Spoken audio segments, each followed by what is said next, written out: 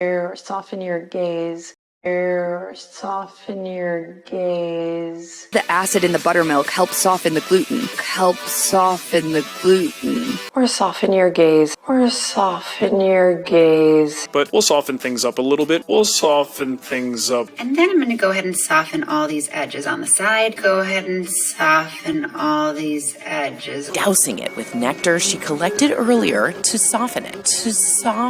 Employment of euphemisms in order to soften. Employment of euphemisms in order to soften. And exhale to soften and feel it. Exhale to soften. To soften it a little bit. To soften it. So that they soften and feel a little bit less tight. They soften and feel a little bit less tight. For now, so I just want to soften it again. Now to kind of like try to soften some of the language.